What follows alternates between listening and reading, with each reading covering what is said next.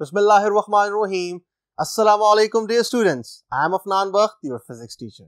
In today's lecture, we will understand the topic of transformer. Now, what is transformer? Transformer is actually a device that is used to step up or step down the voltage. या आप यहाँ पर ऐसे भी कह सकते हो कि transformer is a device that is used to increase or decrease the voltage. Now dear students, सिर्फ वोल्टेज को ही ये इंक्रीज या डिक्रीज नहीं कर सकता, बल्कि ये करंट को भी साथ में डिक्रीज और इंक्रीज कर सकता है. सो यहां पर आप वोल्टेज के साथ करंट भी लिख सकते हो, वोल्टेज और करंट. ठीक है डियर स्टूडेंट्स. और अभी से मैं आपको बता देता हूं डियर स्टूडेंट्स कि जहां पर ये वोल्टेज को स्टेप अप करेगा वहीं पर वो करंट को स्टेप डाउन करेगा. ठीक है डियर स्टूडेंट्स. और जहां पर वोल्टेज को स्टेप डाउन करेगा वहां पर ये करंट को क्या करेगा, स्टेप अप करेगा. और इसी बात को हम आगे लेक्चर में समझने जा रहे हैं. So what is the working principle जिसके ऊपर ट्रांसफार्मर ऑपरेट होता है? The working principle of transformer is actually Faraday's law of electromagnetic induction. और सिंपल बात यहां पर हम कहेंगे कि एक्चुअली जो बेसिक प्रिंसिपल है वो हम यहां पर करेंगे किसके बेसिस पर? दैट इज म्यूचुअल इंडक्शन, जो कि हम बड़ी डिटेल के साथ एक लेक्चर में समझ गए हैं इसी चैप्टर के अंदर. So what is the construction? Construction is actually कि it consists of two coils wound on an iron core and two coils are insulated from each other and the core. जिस तरह से आपको नजर आ रहा है, एक आपको आयरन कोर नजर आ रहा है और उस आयरन कोर के ऊपर दो वायर्स जो हैं वो वाउंड की गई हैं, या फिर आप कह सकते हो कि दो वायर जो है वो उसके ऊपर रैप की गई है. एक तरह से आप ये भी कह सकते हो. एक वायर अगर आप देख लो तो रेड कलर में है और दूसरा वायर आपको नजर आ रहा होगा ब्लू कलर में.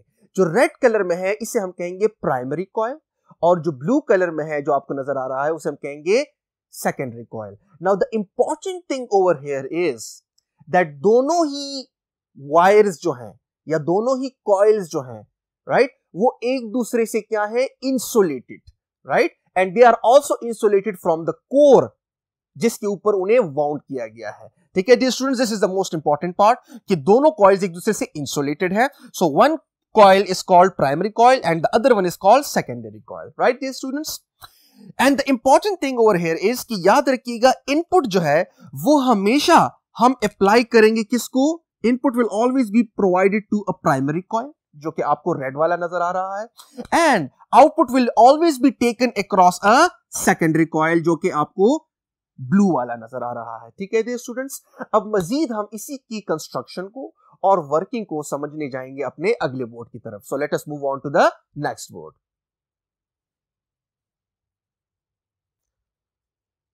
Now dear students, let us understand the construction as well as the working of the transformer. So जिस तरह से हमने कहा कि transformer consist of an iron core, right, this is an iron core, and iron ही क्यों use किया जाता है ये हम समझने वाले हैं. So it consist of iron core, और आयरन कोर के ऊपर अगर आप देख लो तो आपको दो वाइंडिंग्स नजर आएंगी या कॉइल्स नजर आएंगी. एक को मैंने यहां पर रेड से ड्रॉ किया है और दूसरे को मैंने ब्लू से ड्रॉ किया है. जो रेड से मैंने ड्रॉ किया है उसे हम कहते हैं प्राइमरी कॉइल या प्राइमरी वाइंडिंग, और जो ब्लू आपको नजर आ रहा है उसे हम कहते हैं सेकेंडरी कॉइल या फिर सेकेंडरी वाइंडिंग्स. नाउ यहां पर इंपॉर्टेंट बात जो कि हम ऑलरेडी डिस्कस कर चुके हैं अपने पहले बोर्ड पर, वो ये कि इनपुट हम हमेशा प्राइमरी कॉइल को देंगे. सो इनपुट हम यहां पर अप्लाई करेंगे प्राइमरी कॉइल को, और वो होगा एक AC source, alternating source. This is called alternating source. ठीक है डियर स्टूडेंट्स, बिकॉज याद रखिएगा हमें यहां पर चेंज इन फ्लक्स चाहिए, और चेंज इन फ्लक्स के लिए हमें चेंजिंग करंट चाहिए, और चेंजिंग करंट जो है वो एसी सोर्स सप्लाई कर सकता है, डीसी सोर्स सप्लाई नहीं कर सकता. अब आप जैसे कुछ स्टूडेंट्स ये कहेंगे कि सर इससे पहले जो लेक्चर्स थे यानी कि म्यूचुअल इंडक्शन और सेल्फ इंडक्शन का जब टॉपिक हम पढ़ रहे थे तो वहां पर तो हम चेंजिंग करंट प्रोड्यूस कर रहे थे लेकिन हमने डीसी सोर्स कनेक्ट किया था. यस, हमने डीसी सोर्स कनेक्ट किया था, लेकिन हमने साथ में एक वेरिएबल रेजिस्टर यानी कि रियोस्टैट को भी कनेक्ट किया था, और उस रेजिस्टर के थ्रू हम क्या करते थे, हम सर्किट की ओवरऑल रेजिस्टेंस को चेंज करते थे. सो जो करंट निकलता था डीसी सोर्स से वो भी चेंजिंग करंट होता था. ठीक है dear students. And other thing is कि उस टॉपिक तक हमने अल्टरनेटिंग करंट जनरेटर नहीं पढ़ा था, क्योंकि अब हम एसी जनरेटर को अच्छी तरह से समझ गए हैं. सो अब हम यहां पर डायरेक्टली एसी सोर्स कनेक्ट कर सकते हैं. सो this is N AC source, late me write it over here. This is N AC source. इसका मतलब ये है कि यहां पर जो हमें करंट मिलेगा वो एक चेंजिंग करंट होगा, both magnitude wise as well as direction wise. Right dear students, now dear students, हमने इनपुट अप्लाई किया to a primary coil, so this is our input, right. और अब हम क्या करने जाएंगे, हम आउटपुट हमेशा लेंगे सेकेंडरी कॉइल के क्रॉस। सो सेकेंडरी कॉइल के क्रॉस हम आउटपुट लेंगे और इसके साथ हम कनेक्ट करेंगे कोई भी लोड। लेट अस से यहां पर मैं कनेक्ट कर देता हूं, राइट, किसी इलेक्ट्रिक बल्ब को, जो कि हमारा लोड कहलाता है। ठीक है dear students, let me call it load. Right dear students, तो यहां पर हम क्या लेंगे, output. So this is all about the construction, जिसको हम डिटेल से समझ गए हैं। और आयरन को इसलिए लिया जाता है बिकॉज यहां पर जो चेंजिंग करंट आएगा वो यहां पर एक चेंजिंग फ्लक्स प्रोड्यूस करेगा। Changing current will give rise to a changing flux. और हमें पता है कि यहां पर जब चेंजिंग फ्लक्स होगा तो यहां पर इसी कॉइल के अंदर एक ईएमएफ ने इंड्यूस होना है by the process of self induction. लेकिन यही चेंजिंग फ्लक्स जब ये साथ में पड़ा हुआ कॉइल यानी कि सेकेंडरी कॉइल महसूस करेगा तो यहां पर भी एक ईएमएफ ने इंड्यूस होना है, जिसे हम कहेंगे क्या, the EMF induced in a secondary coil. अब हम चाहते ये हैं कि यहां पर म्यूचुअल इंडक्शन का फिनोमेना ज्यादा हो, यानी जितना हम इनपुट दें, राइट, उसका मैक्सिमम हिस्सा हम आउटपुट में क्या कर सके, ले सके। सो मैक्सिमम हिस्सा आउटपुट में लेने के लिए हमें चाहिए क्या, कि यहां पर जो चेंज इन फ्लक्स कॉज हो रहा है उसका ज्यादा हिस्सा ये वाला महसूस कर सके। और ज्यादा हिस्सा ये वाला कॉइल यानी कि सेकेंडरी कॉइल तब महसूस करेगा जब क्या हो, जब यहां पर मटेरियल ऐसा हो जो कि मैग्नेटिक फील्ड को अलाउ करे, यानी मैग्नेटिक फील्ड को पलने फूलने का मौका फराहम करे। मतलब एक ऐसा मटेरियल जिसकी म्यू की वैल्यू बहुत ज्यादा हो, यानी कि permeability of the medium, which shows the allowance of the medium या permittance of the medium to the magnetic field. So इसके लिए हम आयरन चूज करते हैं बिकॉज आयरन की म्यू की वैल्यू बहुत ज्यादा है and it is a ferromagnetic material. ठीक है डियर स्टूडेंट्स, फेरोमैग्नेटिक मटेरियल, जिसको आप डिटेल से समझोगे in a coming chapters, specifically in physics of solids. ठीक है डियर स्टूडेंट्स, सो अब आते हैं इसकी वर्किंग पर कि ये कैसे वोल्टेज को स्टेप अप कर सकता है या वोल्टेज को स्टेप डाउन कर सकता है, राइट। और सेम थिंग कैसे ये करंट को स्टेप अप या स्टेप डाउन कर सकता है। So let us get straight into the working.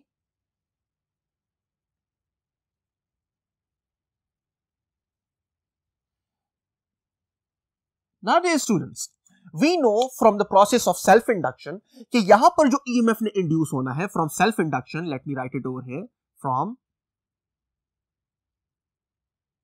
the phenomena of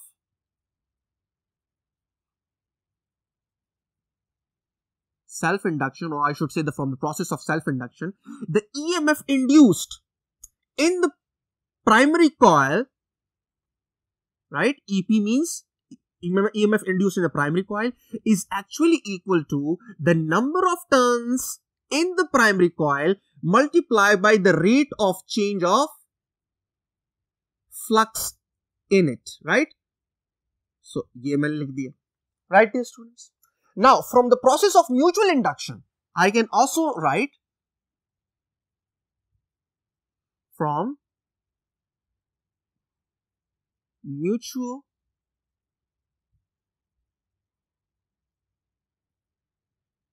induction, I can also write that EMF induced in the secondary coil is actually equal to what? Number of turns in the secondary coil, right? That will be number of turns in the secondary coil multiplied by the rate of change of flux, right dear student? अब यहां पर मैंने एक approximation ली है, वो ये कि मैंने सेकेंडरी कॉइल को प्राइमरी कॉइल के इतने करीब रखा हुआ है कि जितना change in flux primary coil महसूस कर रहा है ऑलमोस्ट उतना ही चेंज इन फ्लक्स जो है वो सेकेंडरी कॉइल भी महसूस कर रहा है। That is why change in flux के साथ मैंने यहां पर कोई भी सबस्क्रिप्ट पुट नहीं किया। So let me call it equation number 1 and let me call it equation number 2, right dear students. अब यहां पर हम क्या कर सकते हैं, 1 को 2 पे डिवाइड कर सकते हैं या 2 को 1 पे डिवाइड कर सकते हैं। और अगर आप यहां पर लेंजेस लॉ इंट्रोड्यूस करना चाहते हो तो आप यहां पर नेगेटिव साइन भी लिख सकते हो, आपकी अपनी मर्जी है, जिसने आखिर में कैंसिल ही हो जाना है। सो अब मैं यहां पर क्या करने लगा हूं, I will divide equation 1 by equation 2। So dividing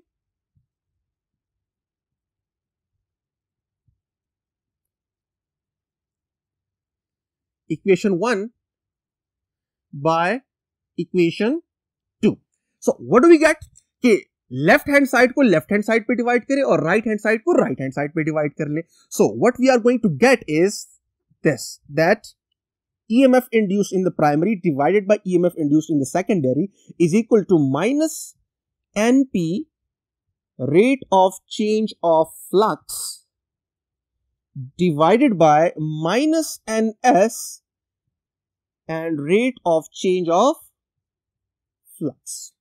ठीक है डियर स्टूडेंट्स, अब मैं यहां पर क्या कर सकता हूं, rate of change of flux जो है वो अपस्टेयर्स और डाउनस्टेयर्स कैंसिल हो जाएंगे, नेगेटिव साइन भी कैंसिल हो जाएगा, and what we will be left with is this, that the EMF induced in the primary divided by EMF induced in the secondary is equal to the number of turns in the primary divided by the number of turns in the secondary। Right dear students, now this is the equation जो कि आप matric में पढ़ गए हो कि आपके पास क्या हो रहा है यहां पर कि जिस वाइंडिंग में नंबर ऑफ टर्न्स ज्यादा हो, आप देखोगे कि वहां पर EMF जो है वो ज्यादा इंड्यूस होगा from the Faraday law of electromagnetic induction, because हर एक वाइंडिंग जो है वो EMF को ऐड करता चला जाता है, बिकॉज वो भी चेंज इन फ्लक्स को महसूस करेगा और वो EMF को ज्यादा करता चला जाएगा। सो यहां पर this is one of the equation for the transformers, जो कि क्या करता है, EMF induced in any coil और उस कॉइल के अंदर नंबर ऑफ टर्न्स को रिलेट करता है, और ये इक्वेशन साफ बता रहा है कि EMF is directly proportional to the number of turns as was said in the Faraday law. So number 1। अब हम एक और इक्वेशन डिराइव करने जा रहे हैं जो कि करंट के लिए होगा, राइट। सो वो कैसे होगा, नाउ डियर स्टूडेंट्स यहां पर एक चीज आपको क्लियर हो जानी चाहिए, वो ये है, this is very important point, that transformer can step up और स्टेप डाउन द वोल्टेज, जिस तरह की नजर आ रहा है। देखते जाएं जरा, यहां पर फिलहाल के लिए अगर आप देख लो तो प्राइमरी में नंबर ऑफ टर्न्स ज्यादा है, right. Number of turns in the primary is greater and number of turns in the secondary is what, number of turns in the secondary is less, right dear students. So आप देखोगे कि यहां पर जो EMF की value होगी वो ज्यादा होगी और यहां पर EMF की वैल्यू कम होगी। इसका मतलब यह है कि इनपुट में वोल्टेज आप ज्यादा दे रहे हो, लेकिन आउटपुट में जो वोल्टेज आपको मिल रहा है वो कम मिल रहा है, यानी you have decreased the voltage across the secondary, या आप कह सकते हो you have step down the voltage, right. So अब ये जो ट्रांसफार्मर है ये एक्ट कर रहा है as a step down voltage, जो कि वन ऑफ द टाइप है ऑफ द ट्रांसफार्मर, जिसको हम अपने अगले लेक्चर में समझ जाएंगे along with the energy losses in the transformer। So कहने का मतलब क्या है कि this is now a step down transformer, जो वोल्टेज को कम कर रहा है, बिकॉज हमने सेकेंडरी में जिसके क्रॉस हम आउटपुट लेते हैं वहां पर हमने टर्न्स को कम रखा है as compare to the turns in the primary. So जिसके टर्न्स ज्यादा वहां पर EMF भी ज्यादा, या यहां पर वहां पर वोल्टेज भी ज्यादा। सो इस इक्वेशन से हमें यह पता चल रहा है कि जिसके टर्न ज्यादा वहां पर वोल्टेज या फिर EMF ज्यादा। अब मैं ये देखना चाहता हूं कि यहां पर नंबर ऑफ टर्न्स कम सो वोल्टेज कम, लेकिन अब यहां पर करंट की क्या सिचुएशन है, आया करंट भी कम है या करंट भी ज्यादा है, राइट। सो ये अब हम देखने जा रहे हैं, हम करंट की इक्वेशन डिराइव करने जा रहे हैं और करंट को हम रिलेट करेंगे EMF के साथ भी, और फिर हम करंट का एक रिलेशन जो है वो ड्रॉ करेंगे किसके साथ, ही नंबर ऑफ टर्न्स के साथ भी। सो वो हम कैसे करने जा रहे हैं। नाउ अगर आप यहां पर एक चीज देख लो from the conservation of energy, कि वोल्टेज और करंट तो कम ज्यादा हो सकते हैं, लेकिन याद रखिएगा पावर जो है वो ज्यादा और कम नहीं हो सकता। अगर मैं एक आइडियल ट्रांसफार्मर की बात करूं कि जिसमें किसी भी किस्म की एनर्जी लॉसेस नहीं है, सो याद रखिएगा कि इनपुट में आपने जो भी पावर फराहम किया होगा, right, power in, because input is always applied to the primary winding, और आउटपुट में आपको जो भी पावर मिलने वाला है P आउट, ये दोनों पावर्स जो है ये क्या होंगे, ये बराबर होंगे, because power is nothing but energy per unit time, right. और एनर्जी को आप क्रिएट नहीं कर सकते और ना आप उसे डिस्ट्रॉय कर सकते हो। सो यहां पर जितना एनर्जी पर यूनिट टाइम मिली है किस चीज को? प्राइमरी को उतनी ही एनर्जी पर यूनिट टाइम जो है वो सेकेंडरी के क्रॉस आपको मिल रही है। अगरचे वहां पर वोल्टेज कम ज्यादा होगा, करंट ज्यादा कम होगा, लेकिन पावर जो है वो मेंटेन रहेगा। ठीक है dear students, subject to the condition if the transformer is ideal. ठीक है डियर स्टूडेंट्स, यानी कि किसी किस्म का एनर्जी लॉस अंदर नहीं हो रहा। सो यहां पर हम क्या करेंगे कि हम ये कहेंगे कि input power will be equal to the output power. So यहां पर मैं लिख देता हूं कि P in will be equal to P out. Right dear students, अब अगर आप देख लो, input power is actually equal to output power. So power किसके बराबर होता है? अगर मैं इलेक्ट्रिकल पावर की बात करूं, so electrical power is actually equal to the product of the EMF and the current. Right, so यहां पर हम कह सकते हैं कि P is equal to I into EMF. Right, यहां पर is equal to I into EMF, लेकिन P is equal to N है ना, और इनपुट हमेशा हम प्राइमरी कॉइल को अप्लाई करते हैं। सो प्राइमरी कॉइल में जो करंट होगा वो उसे मैं कह देता हूं IP, और प्राइमरी कॉइल में जो ईएमएफ इंड्यूस हुआ है उसे मैं कह देता हूं EP। राइट, सिमिलरली आउटपुट हम हमेशा सेकेंडरी कॉइल के क्रॉस लेंगे। राइट, सो यहां पर आउटपुट है, सो इसका मतलब यह है कि this is actually a current in the secondary coil या winding, and this is the EMF induced in the secondary windings. Right dear students, अब इसको थोड़ा सा रीअरेंज कर लें। कैसे? अगर आप यहां पर देख लो तो मैं यहां पर ऐसे लिख सकता हूं कि EP divided by ES, right, ES को डिवाइड कर दो नीचे, is equal to what?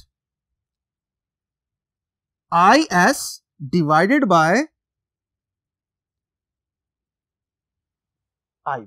Right dear students, what I have done over here कि EMF induced in the primary coil को मैंने यहां पर रहने दिया, राइट, और EMF induced in secondary coil को बोथ हैंड साइड्स पे डिवाइड कर दिया, तो वो नीचे आ गया, उधर कैंसिल होकर नीचे आ गया। Similarly current induced in the secondary coil को मैंने वहां पर रहने दिया, and current induced in the primary coil को मैं उस साइड पे ले गया। राइट, अब ये एक दूसरा इक्वेशन है जो कि हमें मिला किस चीज के लिए? ट्रांसफार्मर के लिए, जो कि क्या बता रहा है? जो कि करंट्स और क्या कर रहा है? करंट्स और ईएमएफ्स को क्या कर रहा है? रिलेट कर रहा है। सो करंट्स और ईएमएफ्स को कैसे रिलेट कर रहा है? इधर देख ले, EMF induced in the primary coil, right, is actually inversely related to the current induced in the primary coil, right? And the same you can say for the secondary as well, कि the EMF induced in the secondary coil is inversely related with the current induced in the secondary coil. So यहाँ पर हम क्या कर सकते हैं? relation draw कर सकते हैं, that is कि EMF in any coil is inversely proportional to the current in that particular coil. This is another thing. अब हम क्या करेंगे? अगर मैं इस इक्वेशन को लेटर से 3 कह दूं और इस इक्वेशन को लेटर से मैं 4 कह दूं, सो 3 और 4 को अब मैं कंपेयर करने लगा हूं, और 3 और 4 को जब मैं कंपेयर करता हूं, सो अगर आप देख लो यहां पर लेफ्ट हैंड साइड इसके बराबर है और यहां पर वही लेफ्ट हैंड साइड इसके बराबर है। सो मैं कह सकता हूं कि NP divided by NS is actually equal to IS divided by IP, right? So comparing 3 and 4 I get what? By comparing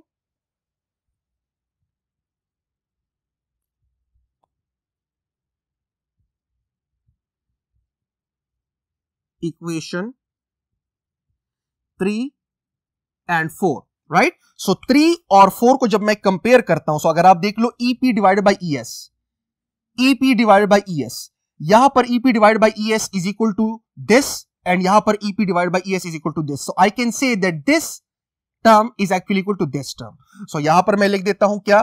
कि it is actually IS divided by IP equals to NP divided by NS. This is another equation for the transformer. So हमारे पास एक तीसरा equation भी transformer के लिए आ गया, जो कि एक्चुअली करंट्स और नंबर ऑफ टर्न्स को रिलेट करता है, और साफ जाहिर है कि इनवर्सली रिलेट करता है। जिस वाइंडिंग में जितना करंट होगा वो उसी वाइंडिंग के नंबर ऑफ टर्न्स के साथ इनवर्सली रिलेटेड है, if you can see it, right? Similarly primary का आप देख लो, सो यहां पर मैं एक और इक्वेशन, एक और relation I should say draw कर सकता हूं, that is current is inversely related to the number of turns.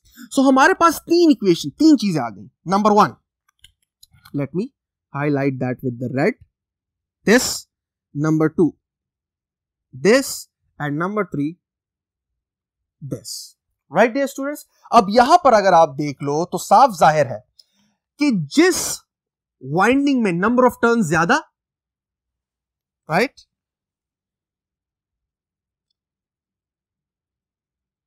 क्योंकि अभी यहां पर प्राइमरी में नंबर ऑफ टर्न्स ज्यादा है, राइट। सो आप देखोगे कि प्राइमरी में जो ईएमएफ इंड्यूस होगा वो भी आपके पास क्या होगा, ज्यादा होगा, राइट।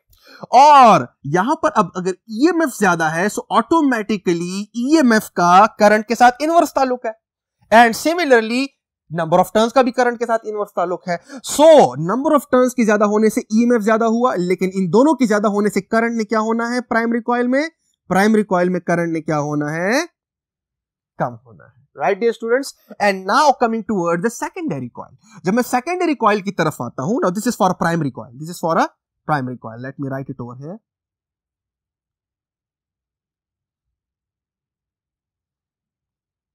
Right, dear students?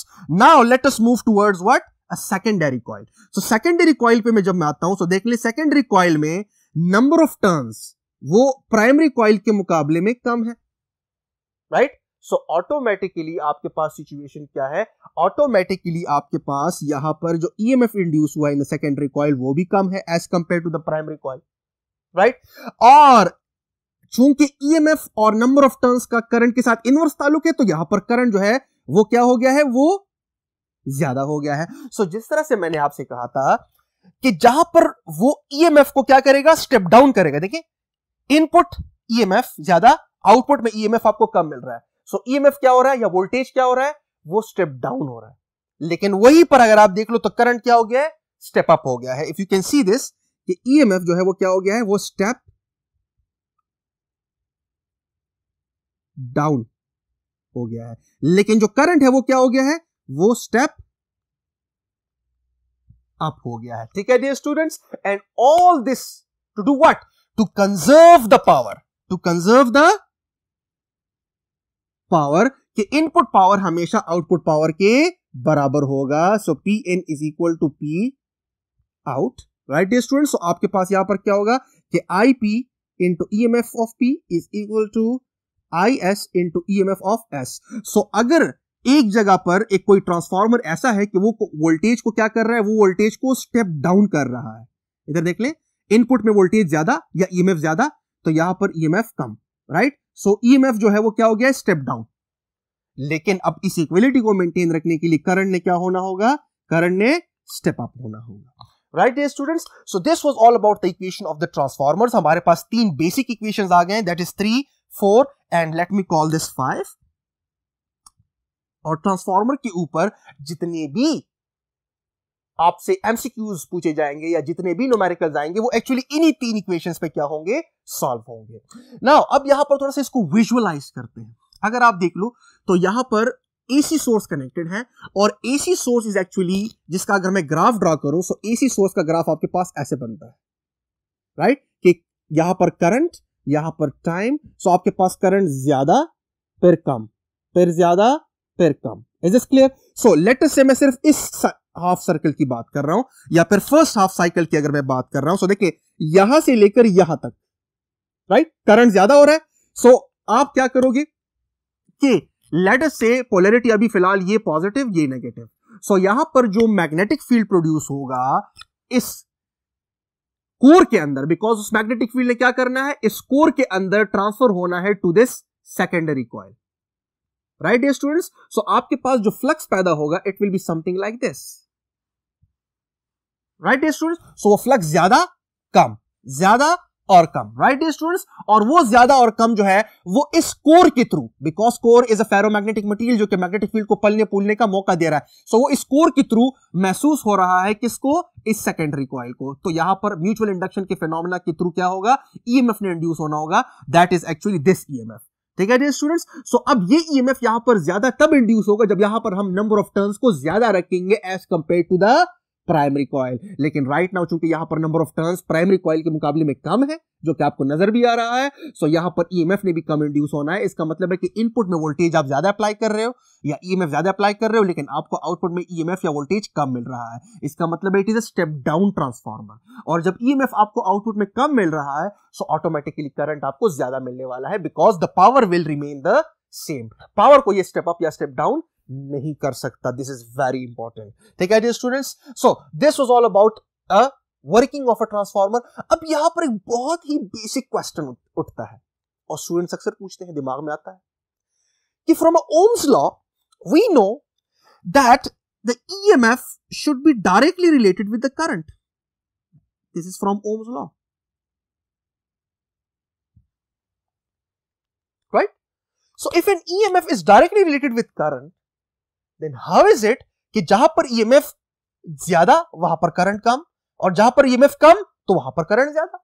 हालांकि होना तो ये चाहिए था कि यहां पर EMF कम तो यहां पर करंट भी कम होना चाहिए फ्रॉम द ओम्स लॉ। और यहां पर आपके पास क्या है, EMF ज्यादा है, तो यहां पर आपके पास क्या होना चाहिए, करंट क्या होना चाहिए, आई बेग योर पार्डन, यहां पर करंट ज्यादा होना चाहिए लेकिन यहां पर कम। Right dear students? So does transformer violates Ohm's law? क्या ट्रांसफॉर्मर के अंदर ओम्स लॉ एप्लीकेबल है? सो यही हम डिस्कस करने जा रहे हैं अपने नेक्स्ट बोर्ड के ऊपर। So let us move on to the next board. Now, dear students, let us understand whether transformer obeys Ohm's law or not. So, dear students, if you can look at the construction, this is a primary winding, right? Let me wipe this off ताकि आपको clear हो जाए.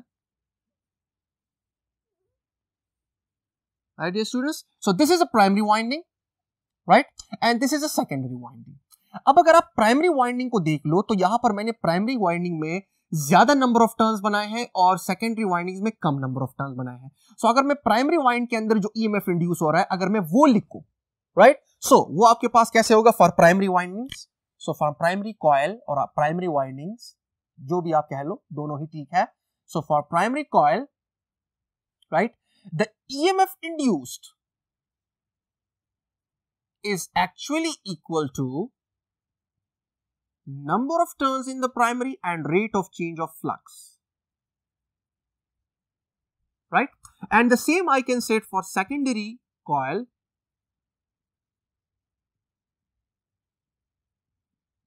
right, that the EMF induced over here is actually equal to the number of turns in the secondary into the rate of change of flux. Right dear students? अब मैं यही EMF जो है ये लिखना चाहता हूं किस चीज में, in terms of Ohm's law.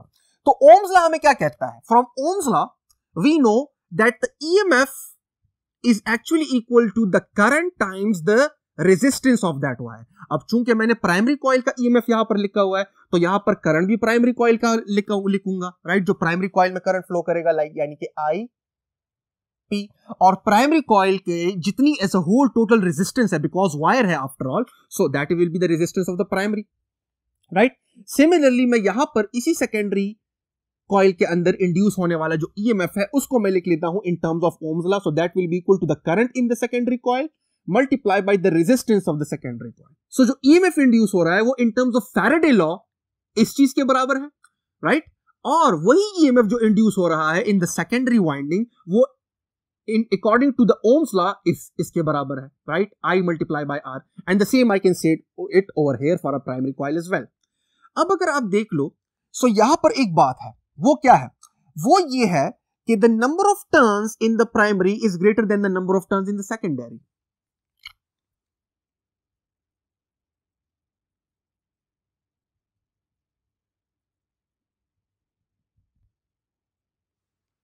Right?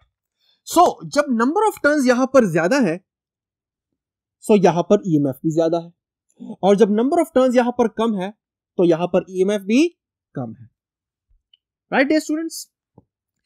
सो अब यहां पर अगर मैं इस रेजिस्टेंस को थोड़ा सा लिख दूं तो क्या होना चाहिए?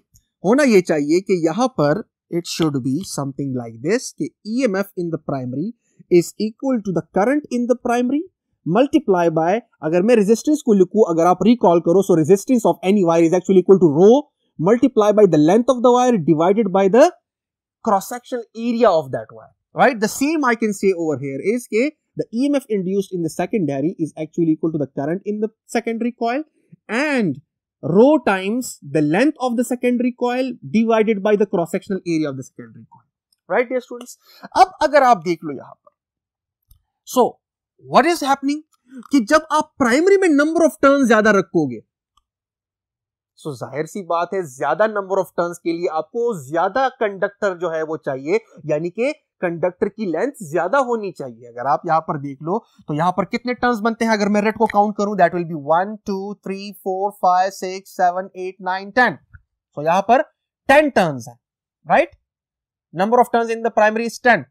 और अगर यहां पर मैं काउंट कर लूं तो 1 2 3 4 5, राइट डियर स्टूडेंट्स। सो कितने टर्न्स है यहां पर 5 टर्न्स है, राइट। सो यहां पर अगर आप देख लो तो टर्न्स की मिकदार में जो फर्क है वो ऑलमोस्ट डबल का है। यहां पर डबल टर्न्स है और यहां पर उसके 1 टर्न्स है, राइट। मतलब अगर यहां पर 2 टर्न्स मैं कंसीडर करूं तो यहां पर उसी 2 टर्न्स के मुकाबले में यहां पर 1 टर्न है। सो जाहिर सी बात है यहां पर जब ज्यादा टर्न्स हमने लिए हैं तो ज्यादा टर्न्स को बनाने के लिए कंडक्टर की लेंथ भी ज्यादा दरकार है। सो जब आप कंडक्टर की लेंथ ज्यादा करोगे, right, because number of turns यहां पर ज्यादा है, सो नंबर ऑफ टर्न्स के साथ यहां पर लेंथ ज्यादा हुई। सो जब लेंथ ज्यादा हुआ सो ऑटोमेटिकली ये जो रेजिस्टेंस है ये ज्यादा हुआ। ये वाला टर्म जो है ये क्या हुआ, ये ज्यादा हुआ। और जब ये वाला टर्म ज्यादा होगा यानी कि आप रेजिस्टेंस बढ़ाओगे, राइट, तो रेजिस्टेंस के बढ़ाने के साथ साथ क्या होगा कि उस वाइंडिंग या कंडक्टर के अंदर जो नेट करंट होगा वो ड्रॉप कर जाएगा। सो अब अगर आप देख लो नंबर ऑफ टर्न ज्यादा तो ईएमएफ ज्यादा, राइट। लेकिन उसी नंबर ऑफ टर्न्स की ज्यादा करने से लेंथ ज्यादा उस कंडक्टर का। जब लेंथ ज्यादा तो ऑटोमेटिकली उसकी रेजिस्टेंस ज्यादा, बिकॉज कंडक्टर के अंदर चार्जेस को ज्यादा फासला तय करना पड़ रहा है। ज्यादा फासला मींस ज्यादा कोलिजन्स मींस ज्यादा रेजिस्टेंस, एंड ज्यादा रेजिस्टेंस मींस कम करंट। सो यहां पर एक पैटर्न ड्रा हो रहा है कि नहीं, कि जब नंबर ऑफ टर्न ज्यादा सो ईएमएफ ज्यादा, जब ईएमएफ ज्यादा, राइट, तो आपके पास करंट क्या हो रहा है, वो क्या हो रहा है, वो कम हो रहा है। अच्छा, अब यहां पर ओम्स लॉ को स्टूडेंट्स मिसअंडरस्टूड करते हैं कि ओम्स लॉ आपको क्या कहता है कि द ईएमएफ और voltage is directly proportional to the current subject to the condition if the physical conditions of the conductors remains the same, right? This is very important.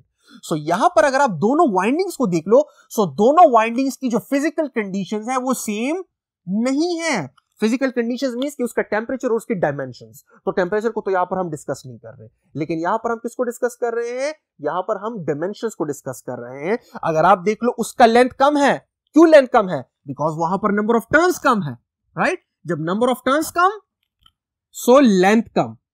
Length come means कि ये वाला term आपके पास क्या हुआ, कम हुआ। जब ये वाला टर्म कम हुआ तो ऑटोमेटिकली करंट क्या हुआ, ज्यादा, राइट। क्यों करंट ज्यादा हुआ, बिकॉज रेजिस्टेंस कम हुआ और करंट ने ज्यादा होना है। सो आपके पास यहां पर देखिए नंबर ऑफ टर्न्स की कमी की वजह से ईएमएफ कम, लेकिन उसी नंबर ऑफ टर्न्स की कमी की वजह से लेंथ कम, लेंथ की कमी की वजह से रेजिस्टेंस कम, और रेजिस्टेंस की कमी की वजह से करंट ने क्या होना है, ज्यादा होना है। ठीक है डियर स्टूडेंट्स, सो ओम्स लॉ यहां पर एप्लीकेबल है, लेकिन ओम्स लॉ को अगर आप देख लो, ओम्स लॉ जो है वो बराबर है I इंटू आर। सो दोनों 1 और 2 ये दोनों एक्चुअली ईएमएफ को अफेक्ट करते हैं। ठीक है dear students, so that is how we can understand कि either Ohm's law is applicable और not. So Ohm's law is actually applicable, लेकिन आपको क्या करना है, थोड़ा सा डेप्थ में जाना है, right dear students. So this was all about the topic of transformers. Next lecture में हम पढ़ेंगे types of transformers, step up and step down, कि कहीं पर हमें वोल्टेज को स्टेप अप करना पड़ता है और कहीं पर हमें वोल्टेज को स्टेप डाउन करना पड़ता है। So on the basis of these requirements we call it step up transformer and step down transformer. और उसी लेक्चर में हम क्या पढ़ेंगे, एनर्जी लॉसेज इन ट्रांसफॉर्मर भी पढ़ेंगे। सो तब तक के लिए अपना बहुत ख्याल रखिएगा। अल्लाह हाफिज।